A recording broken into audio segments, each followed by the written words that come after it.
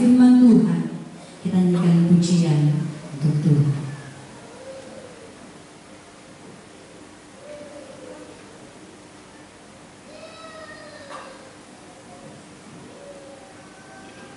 Haleluya, puji Tuhan. Engkau firman yang hidup dalam hati kami. Kami rindu, kami haus akan Engkau itu. Kami siap terima Engkau dalam hati kami. Puji Tuhan. Seperti rusa yang haus, kita nyanyikan pujian ini.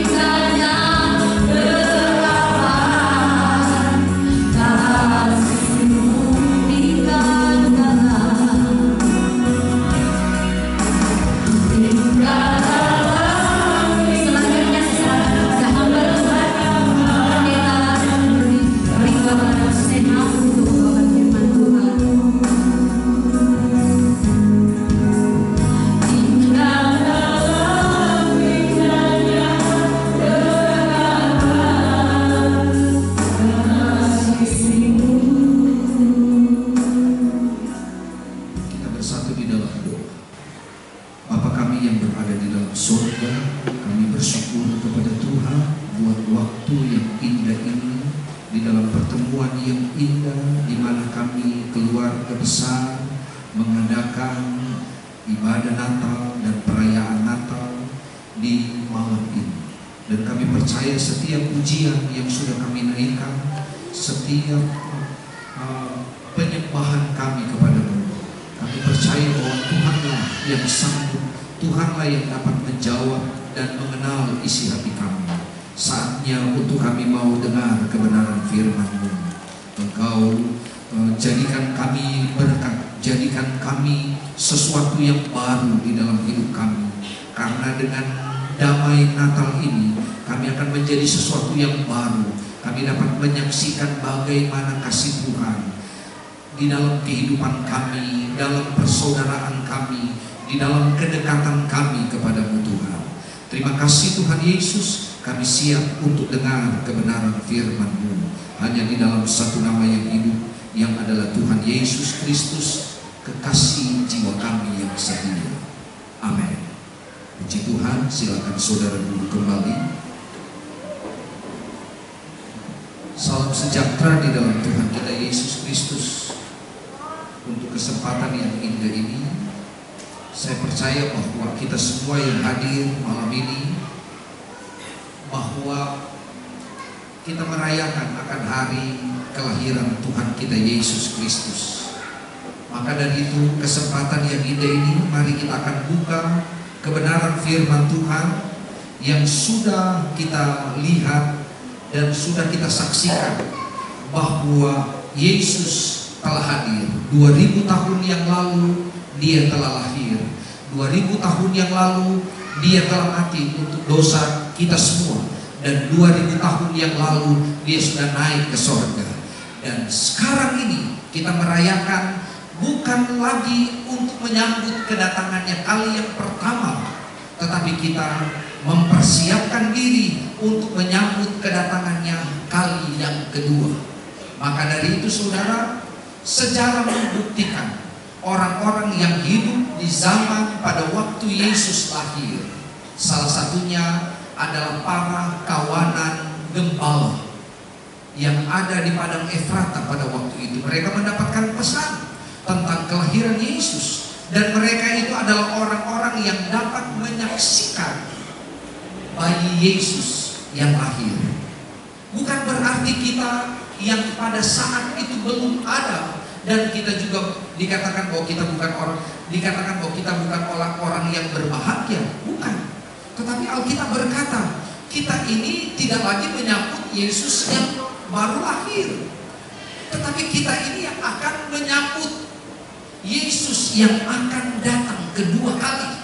Bukan sebagai bayi yang baru lahir, tetapi kita akan menyambut kedatangannya pada kali yang kedua dengan firman Tuhan berkata dengan apa? Dia sebagai raja untuk memisahkan mana orang benar dan mana orang yang tidak benar. Maka dari itu percayalah kepada Dia, bahwa dikala Dia berjanji, Dia akan datang pada kali yang kedua. Dia akan menyambut saya dan saudara, Dia akan menjemput saya dan saudara. Maka dari itu saudara, kita melihat tema pada malam ini yang saudara perhatikan dalam tema ini. Tetapi sebelumnya mari kita buka Alkitab kita. Kita buka di dalam kitab Lukas sesuai dengan tema yang disampaikan lewat keluarga besar Rimbawan Papua Selatan dalam Natal mereka, dan mengundang kita semua untuk berbahagia menyambut Natal, damai Natal itu. Mari kita akan buka kitab Lukas pasal yang kedua sesuai dengan tema yang ada di depan. Lukas pasal 2 ayat yang ke-15.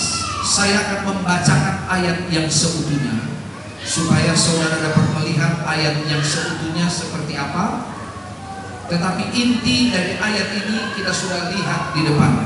Firman Tuhan berkata demikian. Saya akan bacakan dan saudara dapat menyimaknya dengan baik.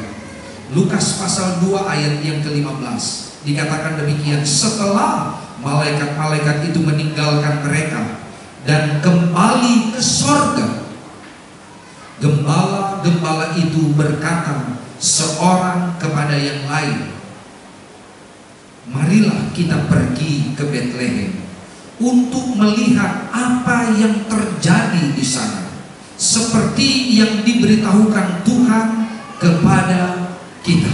Katakan amin. Saudara, kalimat ini dikatakan dalam tema ini, dikatakan marilah sekarang kita pergi ke Betlehem. Kira-kira dikala ayat ini atau tema ini berkata marilah sekarang kita pergi ke Betlehem, kira-kira kalau saya ajak saudara pergi ke Betlehem, pasti saudara akan berkata Betlehem yang sekarang ini lagi mengalami situasi yang memanas, yaitu Israel sekarang ini. Maka kalau saudara lihat, para gembala ini mengajak teman-teman mereka satu dengan yang lain, marilah kita ke Betlehem. Tetapi kalimat selanjutnya berkata, kita akan menyaksikan berita yang disampaikan oleh para malaikat, dan para malaikat itu sudah naik ke surga. Kalau saya ajak marilah kita ke Betlehem, saya mau bertanya, adakah di antara para atau keluarga besar Himbauan Papua Selatan ini sudah pernah pergi ke Betlehem? Ada di antara Bapak Ibu yang sudah pernah pergi ke Betlehem? Ini Betlehem yang dimaksud ini Betlehem yang dimaksud, dan betul. Ini Betlehem yang dimaksud ini itu 2000 tahun yang lalu. Tetapi yang sekarang, adakah di antara saudara sudah pernah pergi ke Betlehem? Ada? Betlehem itu yang disebut dengan tanah Betlehem, yang sekarang perlu saudara ketahui, tanah itu juga yang disebut sebagai tanah Palestina. Saya 20 kali saya pergi melihat Betlehem itu. Kalau saya berangkat tahun depan berarti 21 kali saya pergi ke Betlehem. Dan Bapak Ibu yang dikasihi, di Betlehem itu kita akan melihat sejarah tentang lahirnya Yesus, sejarah tentang di mana Yesus dibesarkan. Kita akan berada di satu tempat yang disebut dengan Padang Efrata, tempat di mana para gembala menyaksikan, yaitu datangnya ribuan malaikat mengunjungi mereka. Tetapi Betlehem di zaman 2000 tahun yang lalu berbeda dengan Betlehem di zaman sekarang. Betlehem di zaman 2000 tahun yang lalu tidak ada konflik. Tetapi Betlehem di zaman sekarang itu begitu hebat konfliknya. Saudara, konflik yang terjadi di sana, padahal kehidupan orang Kristen di sana dan kehidupan orang Muslim di sana aman-aman saja, tidak ada masalah. Kalau saya ada di Betlehem, saya lebih banyak bertemu dengan para warga yang ada di sana, dan mereka keluarga, baik dari warga Muslim maupun dari warga Kristen. Tetapi di waktu saudara keluar dari Betlehem menuju Yerusalem, saudara akan bertemu dengan orang-orang di mana di sana saudara akan bertemu saudara akan bertemu dengan orang-orang Muslim dan orang-orang Kristen. Yang saudara akan temukan adalah orang-orang Yahudi di sana. Kehidupan kekeluargaan di Betlehem itu sungguh luar biasa. Saya menyaksikan dengan mata kepala saya sendiri bagaimana kehidupan Kristen dan kehidupan Muslim itu luar biasa. Maka kalau saudara lihat dalam tema ini, dengan damai Natal, damai Betlehem maksudnya, dikatakan apa? Kita tingkatkan itu semangat kerja. Amin. Semangat kerja itu kita harus utamakan. Dan di dalam kata semangat kerja ini dikatakan apa? Ada kekompakan. Bukan berarti semangat kerja kita sikut teman kita, di mana dia mau naik kita tusuk dia dari belakang. Bukan itu caranya. Karena itu bukan damai Natal. Itu bukan ada Bethlehem yang sesungguhnya. Saudara, sejarah membuktikan Bethlehem. Kalau saudara lihat di dalam terjemahan asli, kata Bethlehem ini dibagi dalam dua bagian, yaitu Bait dan Lem. Kalau di dalam terjemahan, kata Bait itu berarti rumah atau Bait rumah, sedangkan Lem itu disebut roti dalam terjemahan Yunani. Kalau orang-orang Arab, mereka terjemahkan lem itu daging. Lem itu daging. Jadi Bethlehem itu artinya rumah roti. Kalau orang Yahudi, lem itu mereka terjemahkan gandum. Rumah gandum orang Yahudi. Orang Kristen rumah roti. Orang Arab rumah daging. Sama. Roti, daging, dan gandum. Rumah roti. Itu Bethlehem itu adalah gudang roti, gudang daging, gudang gandum. Dan saudara tahu, sejarah membuktikan itulah yang disebut sebagai kota Daud. 1500 tahun sebelum Yesus datang, 2500 tahun sebelum Yesus datang, itu Bethlehem itu disebut sebagai kota Daud. Tetapi saudara tahu, peristiwa Bethlehem ini adalah peristiwa dari apa, saudara?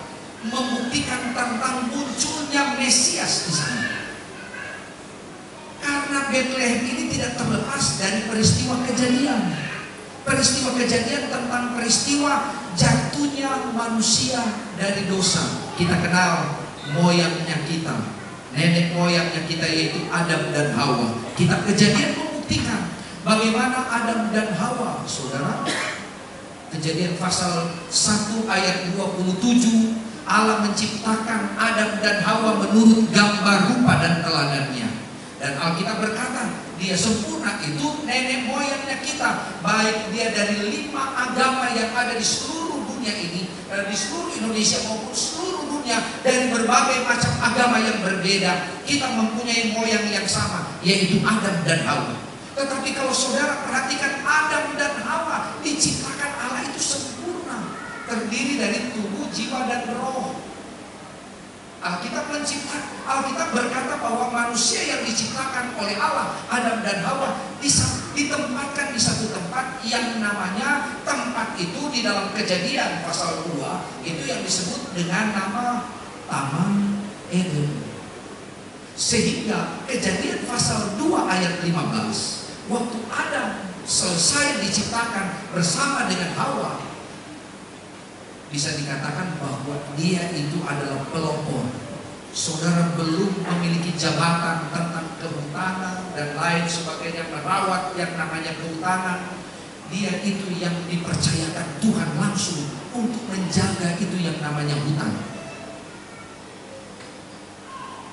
Dia yang menjaga itu hutan. Dia dipercayakan untuk apa? Kejadian pasal 2 ayat 15, Alkitab berkata, Allah mempercayakan Adam untuk mengelola hutan, untuk memelihara hutan. Saudara juga dipercayakan oleh pemerintah untuk menjaga, memelihara, dan mengelola hutan. Amin. Jadi kalau mau dipikir, bagian kehutanan ini harus berbangga. Sebab sebelum ada dinas-dinas yang lain, departemen yang lain, departemen pariwisata, departemen apa lagi, administrasi dan lain sebagainya, departemen kehutanan lebih dulu ada. Coba kita lihat Kejadian pasal 2 ayat 15, departemen kehutanan yang lebih dulu ada. Allah berkata, jaga ini taman hutan, jaga, pelihara, dan bahkan apa? Alkitab berkata Adam dan Hawa memberi nama semua binatang yang ada di dalam taman itu. Sebab itu saudara, waktu Allah menciptakan manusia, ingat, 7 hari Allah menciptakan manusia. Hari pertama Allah ciptakan terang, hari kedua Allah ciptakan cakrawala atau bentangan, hari ketiga Allah ciptakan darat dan tumbuhan, hari keempat Allah ciptakan benda-benda penerang, hari kelima Allah ciptakan binatang-binatang yang ada di udara dan binatang-binatang yang ada di air, hari keenam Allah ciptakan binatang-binatang yang ada di darat, binatang-binatang yang mamalia, binatang-binatang yang ada di darat. Itu hari keenam, termasuk buaya darat. Semua Allah ciptakan yang ada di darat. Hari ke-6 terakhir Allah ciptakan manusia. Dan manusia itu bersama dengan binatang-binatang yang ada di darat. Itu mereka diciptakan pada hari yang ke-6. Hari ke-7 Allah berhenti. Sebab itu Allah menempatkan di dalam kitab Kejadian pasal 2 dan pasal 3, Allah menempatkan Adam dan Hawa di satu tempat yang namanya Eden, yang ada di dalam taman. Jadi perbedaan tempat tinggal tidak ada kan di antara saudara, walaupun kerja di bagian dinas kehutanan, tidak ada yang tinggal di hutan kan? Sama seperti Adam dan Hawa. Mereka tidak tinggal di hutan, mereka tidak tinggal di taman, mereka tinggal di Eden. Di luar Eden itu yang namanya taman. Maka tempat tinggal Adam dan Hawa itu yang namanya Eden. Sedangkan tempat tinggal binatang-binatang itu namanya taman. Maka pada waktu Alkitab berkata, pada waktu Adam dan Hawa pergi ke taman, dari Eden mereka pergi ke taman, mereka mulai memberi nama, ini menjaga dan merawat, memberi nama semua binatang. Dan ingat, setelah mereka memberi nama, mereka masuk lagi ke Eden. Kenapa di Eden? Karena di Eden adalah tempat tinggal manusia. Di Eden itu ada hadirat Allah. Di Eden itu manusia dengan Allah berbicara langsung. Dan Alkitab tidak menceritakan bagaimana manusia hidup berdampingan dengan binatang. Tidak. Manusia tinggal di yang namanya Eden. Sebab itu Alkitab berkata, Kejadian pasal 3, buah yang ada di dalam Eden ini yang disebut dengan buah kehidupan, silakan engkau makan. Tetapi di taman ada dua macam buah. Buah dikatakan buah untuk kebutuhan jasmani, dan buah yang kedua adalah buah pengetahuan baik dan jahat. Saudara tahu, waktu di taman, singkat dalam pelajaran ini, Alkitab menuliskan bahwa apa? Adam dan Hawa makan buah yang ada di dalam taman.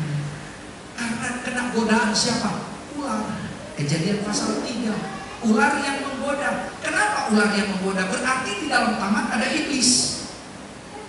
Alkitab berkata, mereka jatuh di dalam dosa pada waktu mereka ada di dalam taman. Mereka tidak akan berdosa kalau mereka ada di Eden. Selama engkau ada di dalam rumah Tuhan, engkau ada di dalam hadirat Tuhan, engkau tidak akan jatuh di dalam dosa. Karena apa? Imanmu terjaga. Tetapi di waktu engkau ada di luar hadirat Allah, ada banyak dosa sementara diperhadapkan kepada saya dan saudara. Maka Adam dan Hawa jatuh di dalam dosa, bukan di Eden, tetapi di taman. Kenapa bukan di Eden? Karena di Eden ada hadirat Allah. Kalau zaman sekarang, kalau saudara ada di dalam hadirat Allah, saudara memuji Tuhan, engkau tidak akan jatuh di dalam dosa. Tetapi pada waktu engkau keluar dari hadirat Allah, engkau akan jatuh di dalam dosa. Dan Kejadian pasal 3, Alkitab berkata, pada waktu mereka jatuh di dalam dosa, di dalam taman, waktu mereka mau masuk di Eden, mereka tidak bisa masuk lagi di tempat tinggal mereka. Karena apa? Mereka tidak kudus lagi. Mereka sudah jatuh di dalam dosa. Mereka tidak bisa masuk di Eden. Kenapa tidak bisa masuk di Eden? Karena di Eden ada hadirat Allah. Maka mereka tetap ada di taman. Maka di taman itu ada dosa. Saudara tahu, Alkitab menulis Kejadian pasal 3 ayat yang ke-15. Ini Lukas pasal 2 ayat 15. Kejadian pasal 2 ayat 15 menceritakan tentang Adam dipercaya untuk menjaga mengelola hutan. Kejadian pasal 3 ayat 15. Mereka, Alkitab berkata bahwa mereka dengan keturunanmu, karena engkau telah berdosa, keturunanmu akan menginjak kepala ulang. Siapa keturunanmu? Itulah peristiwa Betlehem. Maka peristiwa Betlehem ini, kalau saudara lihat, kelahiran Yesus Kristus, karena dia adalah keturunan yang akan menginjak ular itu. Di mana? Nanti disalib. Kepala ular itu remuk. Tetapi Alkitab berkata, marilah kita ke Betlehem. Ini adalah berita yang kalau saudara lihat ayat yang ke-13, ayat yang ke-14 menjelaskan bahwa segerombolan malaikat datang dari sorga. Kelompok ribuan malaikat datang dari sorga. Pertama-tama saudara tahu kelompok ribuan malaikat ini datang kemana? Bukan datang kepada para pembesar. Bukan. Bukan datang kepada orang-orang yang terpandang. Bukan. Tetapi surga datang kepada orang-orang kecil. Siapa mereka? Para gembala. Ada di mana para gembala itu? Alkitab berkata di dalam Lukas pasal 2 ayat 14, mereka itu berada di padang. Mereka tinggal tidur di sana. Mereka tidak punya rumah. Tetapi Alkitab berkata, bala tentara sorga datang mengunjungi mereka. Kalaupun saudara tinggal di mana, di tempat saudara tidak ada tempat tinggal, saudara tidak punya fasilitas, saudara tidak punya apa-apa, ingat, para malaikat bisa datang kepada saya dan saudara. Untuk apa? Membawa berita itu. Berita tentang apa? Berita kelahiran Yesus itu. Dan berita kelahiran Yesus itu adalah berita yang luar biasa. Awalnya Betlehem tidak lagi dikenal. Ribuan tahun Betlehem tidak dikenal lagi. Karena apa? Karena Betlehem sepertinya sudah terkubur. Bahkan secara Alkitab membuktikan kota Betlehem pada zaman itu bukan kota yang ramai. Tidak ada penginapan. Tidak ada, saudara. Kota Betlehem itu adalah kota yang sangat sepi. Bahkan dikatakan kota Betlehem itu adalah disebut sebagai kota di mana banyak kuburan di sana. Tetapi pada waktu Yesus lahir di sana, kota itu menjadi tempat kunjungan bala tentara sorga. Dan dari mana?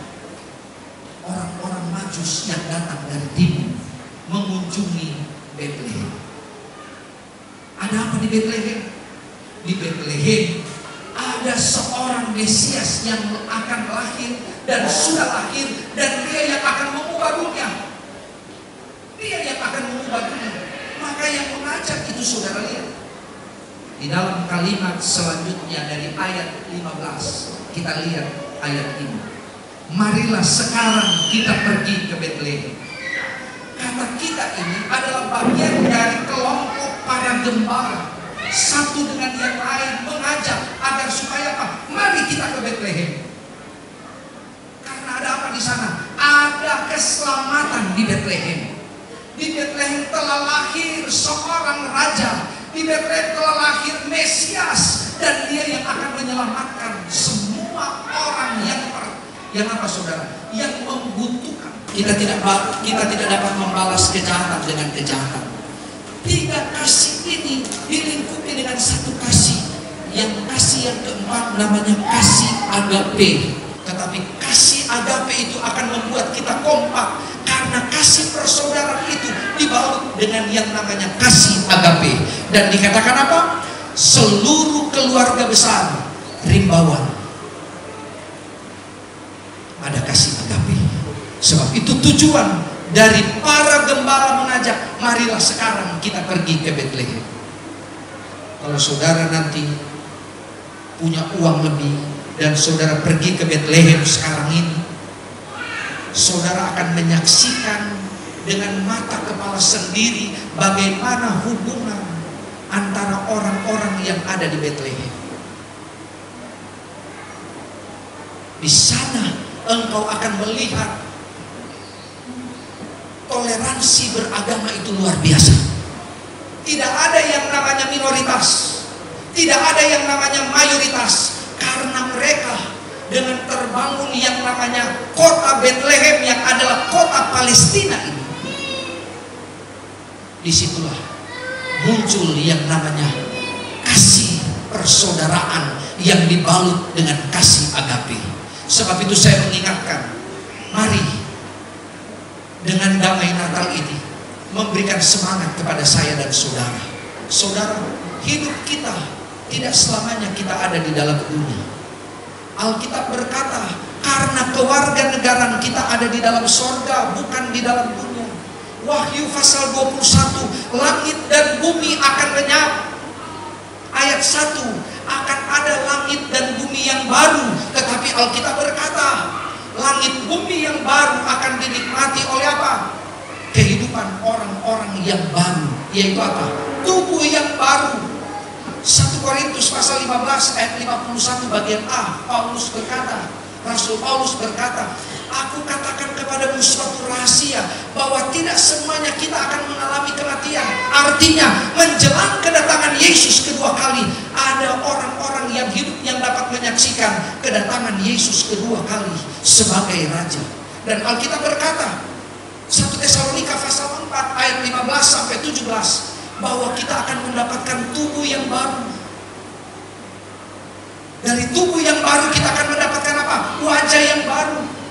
Kenapa? Karena ada orang-orang yang mati di dalam Tuhan. Alkitab berkata, kitab Wahyu pasal 19, orang-orang yang mati di dalam Tuhan, tubuhnya kembali ke debu tanah, rohnya kembali kepada Allah. Ingat Adam dan Hawa, waktu mereka jatuh di dalam dosa, Alkitab berkata, saat engkau makan buah pengetahuan baik dan jahat itu, hari itu juga engkau akan mati. Dan Alkitab berkata, tubuhnya kembali ke debu tanah, tetapi rohnya kembali kepada Allah. Artinya tubuhnya sesuatu yang fana, dia kembali ke debu tanah, tetapi ada sesuatu yang ilahi di dalam diri kita yang membuat saya dan saudara mahal di hadapan dunia ini. Bukan tubuh kita yang gagah, bukan tubuh kita yang cantik, bukan tubuh saudara yang punya jabatan, pangkat, dan kedudukan. Tidak. Itu tidak berharga di mata Tuhan. Tetapi yang membuat saya dan saudara berharga di mata Tuhan, itu adalah sesuatu yang kekal di dalam diri saya dan saudara. Kejadian pasal 1 dikatakan ayat 27. Apa itu yang dimaksud dengan sesuatu yang kekal? Itu roh yang Allah berikan, nafas yang dari Allah dia berikan kepada saya dan saudara. Maka nafas yang dari Allah yang disebut dengan ruah, roh, itu yang tidak pernah mati. Sebab itu kalau kita berdosa, tubuh kembali ke debu tanah, tetapi roh kita tidak akan pernah mati. Tubuh boleh tua karena dosa, tubuh boleh mati karena dosa, tetapi roh kita tidak pernah tua. Adakah di antara saudara roh bisa mati, bisa tua? Saudara mengenalkan roh saudara? Atau ada di antara saudara tidak mengenal roh saudara? Kalau mengenal tubuh saudara di cermin, saudara sudah tahu, oh saya itu, di foto saya itu. Jiwa saudara bisa kenal mungkin, karena di dalam jiwa ada pikiran, perasaan, dan keinginan. Iya kan? Saudara punya keinginan, suami saudara punya keinginan, oh itu suami saya banget.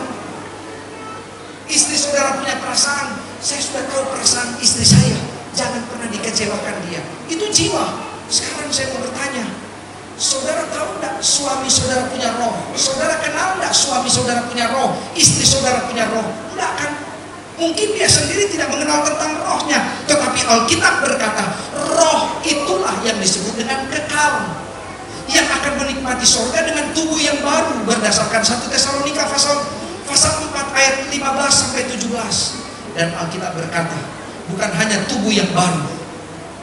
Saya lihat waktu sudah, ya sedikit. Bukan hanya tubuh yang baru, tetapi apa saudara? Wajah yang baru. Untuk menikmati apa? Wahyu pasal 21 yang disebut dengan 1000 tahun damai, menikmati semua yang dijanjikan Tuhan. Dan Alkitab berkata, ada Wahyu pasal 2 ayat 17. Saudara bisa buka di dalam Alkitab. Wahyu pasal 2 ayat 17 bukan cuma nama yang baru, bukan cuma tubuh yang baru, tetapi apa? Nama yang baru. Saudara bisa lihat Wahyu pasal 2 ayat 17. Engkau akan diberikan nama yang baru, dan nama itu tidak diketahui oleh orang lain selain engkau sendiri yang tahu. Artinya apa? Cuma kita yang tahu, cuma saudara yang tahu. Sebab kalau di 1000 tahun damai atau sorga, kalau namanya sama semua, kira-kira bagaimana? Nama yang baru. Yang keempat, bukan cuma nama yang baru,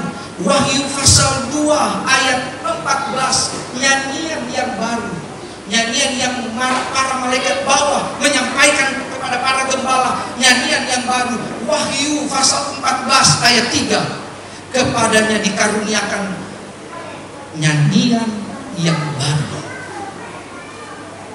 Yang keempat, saudara tahu apa? Kota yang baru, yang disebut sebagai apa? Yerusalem baru. Wahyu pasal 21 ayat 2. Selain dari kota yang baru, saudara lihat yang terakhir, Wahyu pasal 21 ayat 1. Kalau tidak Wahyu pasal 21 ayat 1, atau Wahyu pasal 20 ayat 1. Langit bumi yang baru. Langit bumi yang baru tanpa apa? Ada lautan. Artinya langit bumi yang kita diami ini akan dilenyapkan. Kita selalu nyanyi, langit dan bumi akan lenyap, tetapi firman-Nya tinggal kekal. Karena Wahyu pasal 21, kita akan menikmati langit bumi yang baru, dengan tubuh yang baru, wajah yang baru, nama yang baru. Menjadi pertanyaan, di 1000 tahun damai yang ditulis di dalam Wahyu pasal 20, kita saling kenal tidak? Tetapi saya tidak jawab malam ini. Saya fokus kepada ini. Marilah kita sekarang pergi ke Betlehem. Kenapa kita harus pergi ke Betlehem? Karena di Betlehem ada juru selamat. Bangun hubungan satu dengan yang lain. Nama Tuhan Yesus dipuji, nama Tuhan Yesus dipermuliakan. Firman Tuhan saya selesai sampai di sini. Saudara tunduk kepala, saya berdoa. Segala puji dan syukur kami naikkan kepada Tuhan yang adalah juru selamat kami. Kami percaya firman Tuhan sudah kami bentangkan, kami sudah sampaikan kepada semua jemaat Tuhan, supaya dimanapun mereka berada, mereka tetap ada dalam jangkauan Kristus. Tuhan memberkati mereka, sehingga sebagaimana damai Natal ini mengajarkan kami, mengajarkan kami, mengajak kami mau mengevaluasi diri kami ini Tuhan, bahwa kami satu waktu akan menuju kepada satu tempat yang kekal. Begitu banyak orang menuju kepada kematian, tetapi akhir daripada kematian mereka tidak tahu arah keselamatan. Kami orang-orang yang percaya menyambut damai Natal itu di dalam Yesus. Kami percaya bahwa Tuhan juga sementara mempersiapkan tempat yang indah buat kami. Kami berdoa, berkati buat pemimpin kami, mulai dari presiden sampai kepada wakil presiden dan para menteri, semua dari tingkat pusat sampai tingkat daerah, kecamatan, RT, RW, kami tetap serahkan ke dalam tangan Tuhan. Kami berdoa Natal ini yang sudah diselenggarakan oleh keluarga besar Rimbawan, Papua Selatan, Engkau memberkati panitia yang sudah melaksanakan semua tugas mereka, pekerjaan mereka. Engkau memberkati baik mereka yang ada di depan sampai mereka yang ada di belakang yang tak terlihat sekalipun, tetapi ada rasa di mana mereka dapat melihat bagaimana kerja mereka diberkati oleh Tuhan. Terima kasih Tuhan, semua kami umat-umat Tuhan yang ada malam ini, yang hadir malam ini, diberkati oleh Tuhan saja. Sebab itu Papua Selatan tetap ada di dalam tangan Tuhan saja. Kota Merauke ada di dalam tangan Tuhan. Tuhan Yesus memberkati. Terima kasih Tuhan, kami sudah berdoa, mengucap syukur hanya di dalam satu nama yang hidup, yang adalah Tuhan Yesus Kristus, Kepala gereja kami yang setia. Amin. Selanjutnya saya serahkan